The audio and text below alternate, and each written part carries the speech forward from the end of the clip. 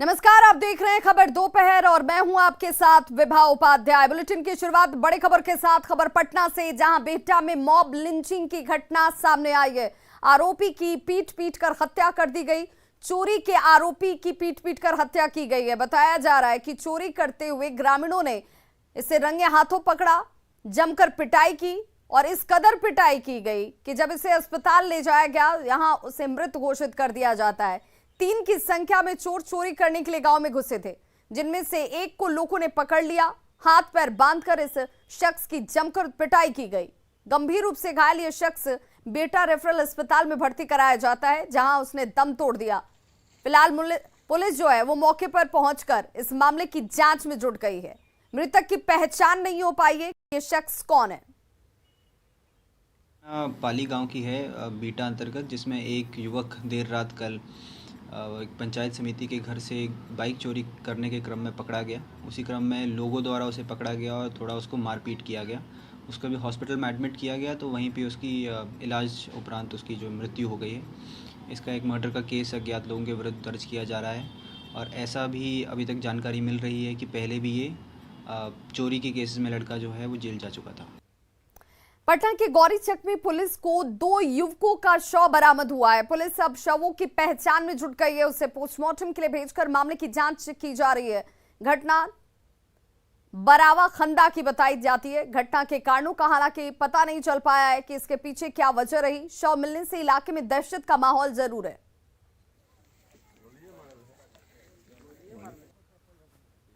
कि अब यहाँ के लाश थोड़े, यहाँ मर्डर नहीं है। मर्डर रहता तो कहीं खून होता, कहीं से ला के बिगा गया है। ट्राउजर बिगा हुआ उधर रास्ता में मिला है।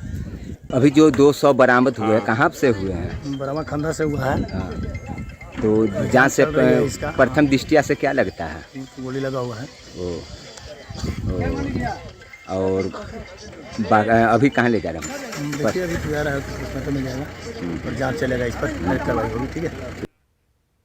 अग्निपथ के नाम पर उपद्रव फैलाने वालों पर पुलिस की नजर है और इसी सिलसिले में वैशाली में छापेमारी की जा रही है। 6 से ज्यादा होटलों में छापेमारी की गई और हिरासत में 12 से ज्यादा संदिग्ध इस वक्त हैं। स्टेशन के पास होटल में छापा मारा गया है। अग्निपथ योजना को लेकर उपद्रवियों पर पुलिस की सख्त नजर है, जिस दौरान यहां पर 6 से ज्यादा होटलों में छापेमारी की गई और 12 से ज्यादा संदिग्धों से इस वक्त पूछताछ जारी है। चेकिंग और रेड अभियान जो चल रहा है वो विगत कुछ दिनों में जो भी घटनाएं घटित हुई है, आगे उस तरह की घटना ना हो, कहीं कोई गैदरिंग नहीं हो, कहीं किसी तरह का कोई बैड एलिमेंट कहीं स्टेशन पर और स्टेशन के आसपास होटल में जो पाया जाता है। अभी जो माहौल बना हुआ है क्षेत्रों में देख रहे हैं, अग्निपथ को लेकर और जो भी घटना कार्यक्रम जो चल रही है, और उसी के मद्देनजर ये रूटीन चेकिंग चल रहा है होटल वगैरह का।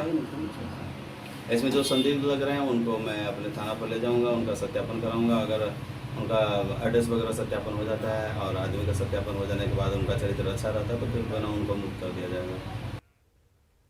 और अब बात पुलिस के लिए सिरदर्द बने छात्रावासों की। पुलिस के रडार पर छात्रावास।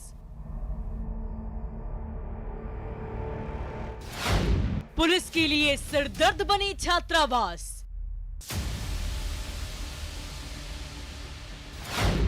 पटना के छात्रावासों में पुलिस की रेड।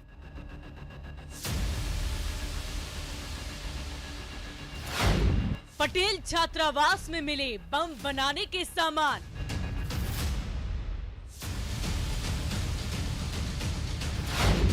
बारूद मिलने की खबर से मच गई खलबली।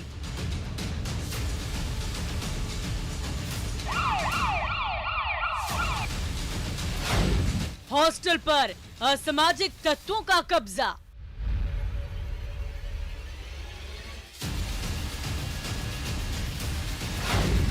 हॉस्टल में छात्र हैं या गुंडे? तो कॉलेज और यूनिवर्सिटी विद्या के आधुनिक मंदिर हैं। छात्रावास गुरुकुल के जैसे ही होते हैं, लेकिन अगर ये छात्रावास सामाजिक तत्वों का अड्डा बन जाए, अगर हॉस्टल में पुलिस तबाही के सामान बरामद करे, अगर ये छात्रावास पुलिस के लिए सिरदर्द बन जाए, अगर यहां बार बार पुलिस को रेड डालनी पड़े, पुलिस की छापेमारी में यहां बम बनाने के सामान मिलने लगे। हॉस्टल में रहने वाले छात्र अगर पुलिस की नजर में अपराधी बन जाएं तो सवाल उठेंगे कि हॉस्टल में छात्र हैं या गुंडे। तो छात्रावास में छात्र हैं या गुंडे, यह सवाल इसलिए उठ रहा है क्योंकि पटना के छात्रावासों में पुलिस की तरफ से रेड डाली गई। रेड में पटेल छात्रावास में बम बनाने के सामान मिल जाते हैं। पटेल छात्रावास से मिले ये वो सामान है जो इस वक्त आप देख रहे हैं। एक कमरे से भारी मात्रा में बारूद और बम बनाने का सामान बरामद किया गया है। हालांकि पुलिस की छापेमारी की भनक लगते कमरे में रह रहे आरोपी फरार हो गए। अब इस पटेल छात्रावास में क्या कुछ मिला है वो भी जरा जान लीजिए। जब पुलिस ने कमरे की तलाशी ली तो यहां छिपाकर रखे गए सामान के तौर पर क्लासिक स्टील लिखा हुआ स्टील का 7 डिब्बा मिला।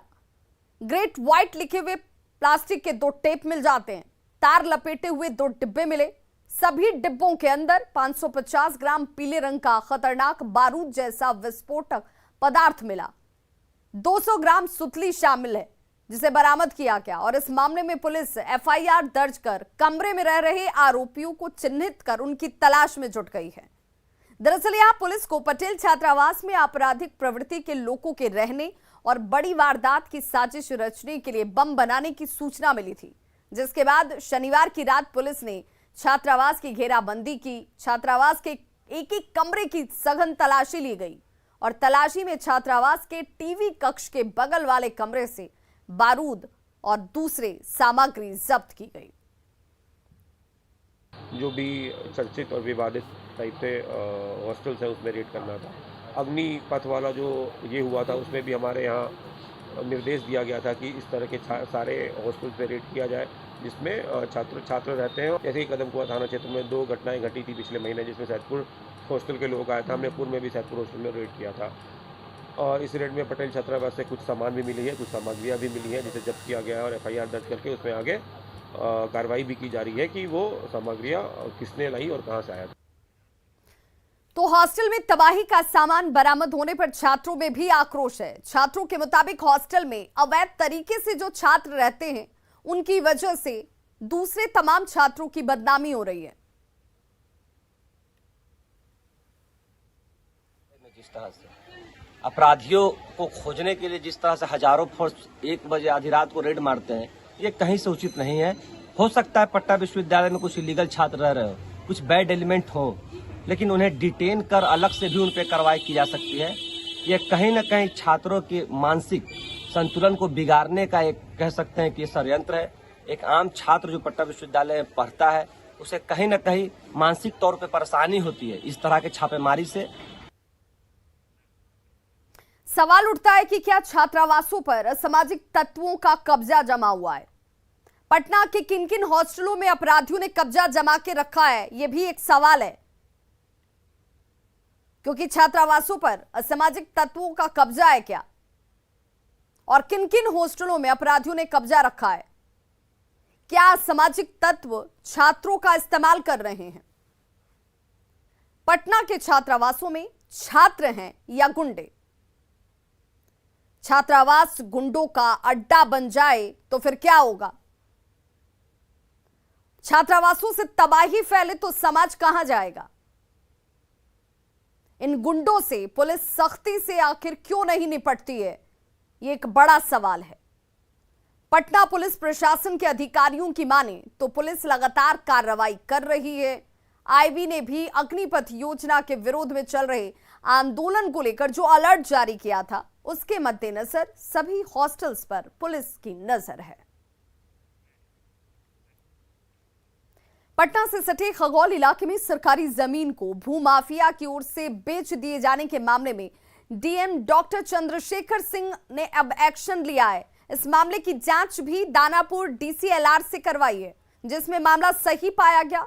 सरकारी जमीन की रजिस्ट्री को रद्द करने की अनुशंसा निबंधन विभाग से कर दी गई है और जल्द ही इसे लेकर कार्रवाई होगी। बिहार में भूमाफियाओं से जुड़ी हुई कई खबरें आपने देखी होगी, लेकिन आज जो मुद्दा हम आपके सामने लेकर के आए हैं वो बेहद गंभीर है और इसकी गंभीरता जो है वो पटना के जिलाधिकारी ने भी समझा। डॉक्टर चंद्रशेखर हमारे साथ मौजूद हैं। डीएम साहब, जो खगौल में महादलित को लेकर के जो जमीन आवंटित थी सरकार की तरफ से, उसे भूमाफियाओं ने बेच दिया है। उसकी जांच आपने करवाई है, क्या मामला है पूरा और किस तरह की कार्रवाई होगी इसमें? नहीं, इसमें गंभीर मामला है और इसको हम लोग बहुत गंभीरता से लेते हुए, जैसे हम लोगों के संज्ञान में आया, जांच टीम का हम लोगों ने गठन किया था और उसकी एक रिपोर्ट आई है और उसके अनुसार हम लोग जो नियमानुसार है उसमें कार्रवाई हम लोग करेंगे। और सरकारी ज़मीन अगर है या किसी को आवंटित है गरीब परिवार को, तो उसका कोई दुरुपयोग नहीं करने देंगे किसी भी कीमत पर, और उसमें जो कार्रवाई होगी हम लोग करेंगे। चलिए, ये डीएम पटना है डॉक्टर चंद्रशेखर सीधे तौर पे बता रहे हैं कि खगौल में जो जमीन थी महादलित लोगों के लिए जो आवंटित सरकार ने की थी, जिसे भूमाफियाओं ने जालसाजी से बेच डाला था दूसरे लोगों को, उस जमीन को सरकार ने वापस लिया है और अब इस पूरे मामले पर जांच की गई है। जांच के बाद जो है, जैसा कि डीएम ने कहा है कि कार्रवाई की जाएगी, भूमाफियाओं के खिलाफ कार्रवाई की जाएगी। साथ ही साथ निबंधन कार्यालय से जुड़े हुए जो भी लोग हैं जो इस धांधली में शामिल हैं, उनके खिलाफ भी कार्रवाई की जाएगी। कैमरा पर्सन दीपक के साथ अमित कुमार, न्यूज़ 18 पटना। और चलिए आपको सीधे अब उस ग्राउंड जीरो पर लिए चलते हैं, जहां से हमारे सहयोगी अमित कुमार ने जमीन के इस खेल की पूरी कहानी को बताया। मैं उसी जमीन पे मौजूद हूं जिस जमीन को भूमाफियाओं ने बेच डाला है। देख सकते हैं कि ये वो जमीन है। इसी जमीन को राज्य सरकार ने, चूँकि ये ज़मीन जो है गैर मजरूआ ज़मीन है और इस ज़मीन को एक बड़ा हिस्सा जो है वो महादलित जो टोले के लोग हैं उनको आवंटित किया गया था, और इसको जो भूमाफिया हैं उन्होंने इस ज़मीन को बेच दिया। और सरकार की जो कहीं ना कहीं जो महादलित को देने वाली जो योजना है, ज़मीन आवंटित करने वाली योजना है, उसमें जो है धांधली करने की कोशिश की। और जो जानकारी डीएम ने भी दी है कि इस पूरे मामले की जांच जो है दानापुर के जो डीसीएलआर है उनके तरफ से की गई है। मामला सही पाया गया है, भूमाफियाओं के द्वारा इन ज़मीनों को बेचने की बात सामने आई है। और अब इस ज़मीन को वापस जो महादलित इलाके के लोग हैं, बस्ती से लोग हैं, समुदाय के लोग हैं जिन्हें ये ज़मीन आवंटित हो रखी है, उन्हें पुनः वापस की जाए, इसकी कवायद तेज हो गई है।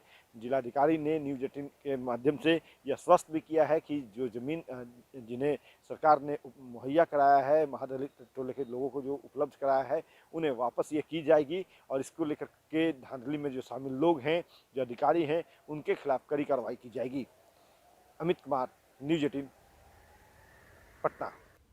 भागलपुर में तिलकामांझी भागलपुर विश्वविद्यालय में अतिथि शिक्षक बहाली को लेकर साक्षात्कार शेड्यूल जारी करने को लेकर पिछले कई दिनों से धरने पर बैठे हुए थे, लेकिन कुलपति के नहीं रहने की वजह से कहीं से सुनवाई नहीं होता देख आज ढोल नगाड़ों के साथ कुलपति की खोज में विश्वविद्यालय प्रशासनिक भवन सहित सभी विभागों में ढोल नगाड़े बजाते हुए प्रभारी कुलपति डॉक्टर हनुमान पांडे की खोज की जा रही है। तिलकामांझी भागलपुर विश्वविद्यालय में पिछले 3 साल से स्थायी कुलपति ही नहीं है। 6 महीने से भी अधिक समय से प्रभारी कुलपति भी विश्वविद्यालय में पहुंचे ही नहीं, और यही वजह है कि छात्र यहां पर परेशान हैं।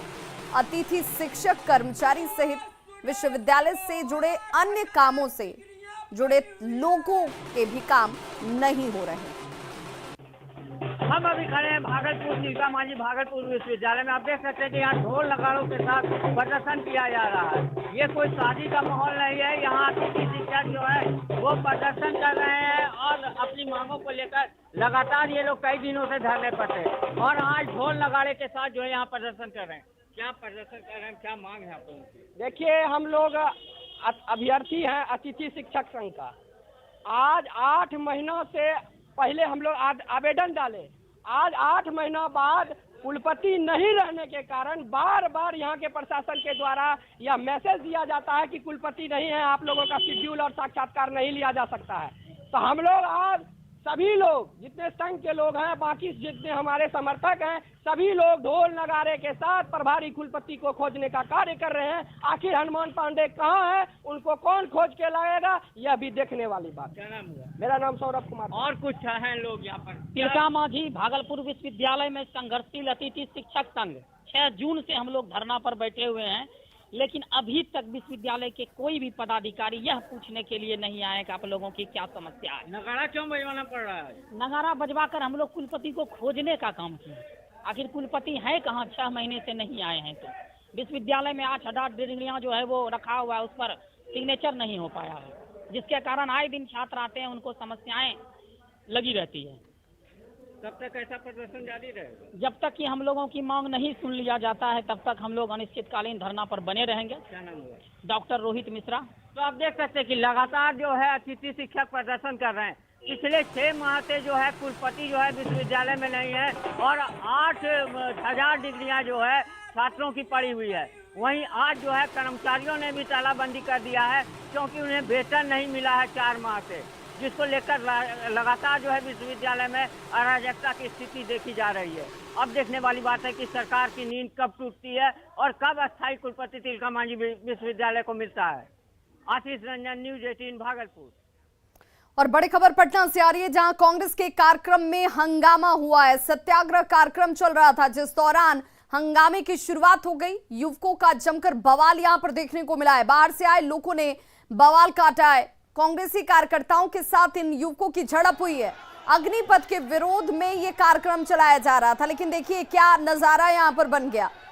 सत्याग्रह कार्यक्रम में कैसे यहां पर हाथापाई होती नजर आ रही है, हो हंगामा होता नजर आ रहा है। चौक शिकारपुर की यह घटना, जहां पर बाहर से आए लोग बवाल काटते नजर आए।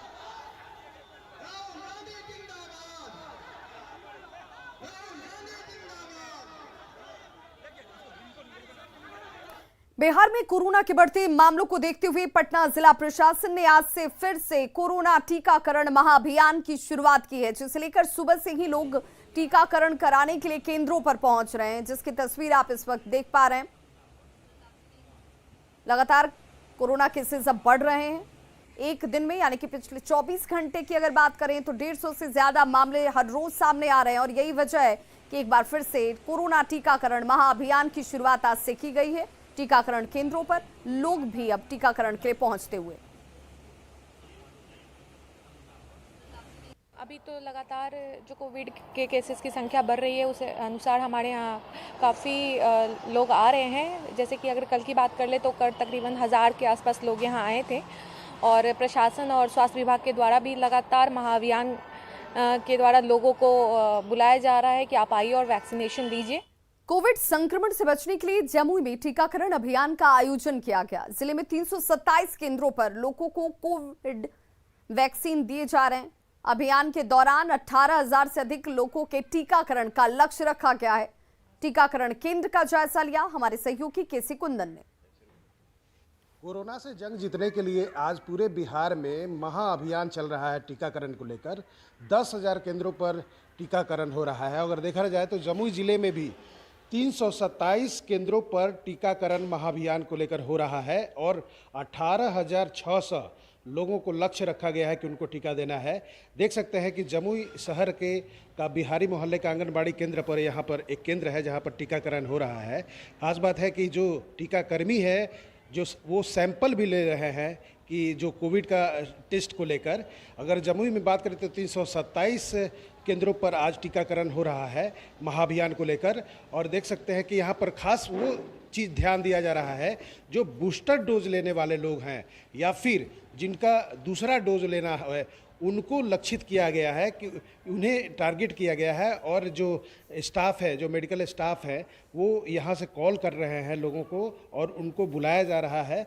और ख़ास करके स्वास्थ्य विभाग के द्वारा निर्देश दिया गया है कि बूस्टर डोज लेने वाले न छूटे और साथ ही जो दूसरे डोज लेने वाले हैं कोविड का वो भी ले ले। इस तरह से महाअभियान जमुई में चल रहा है और 327 केंद्रों पर आज टीकाकरण विशेष तौर पर किया जा रहा है। केसी कुंदन, न्यूज 18 जमुई। तो खबरों का सिलसिला लगातार जारी है। आप देखते रहिए न्यूज 18 बिहार झारखंड। यहां खबरों का सिलसिला कभी नहीं थमता।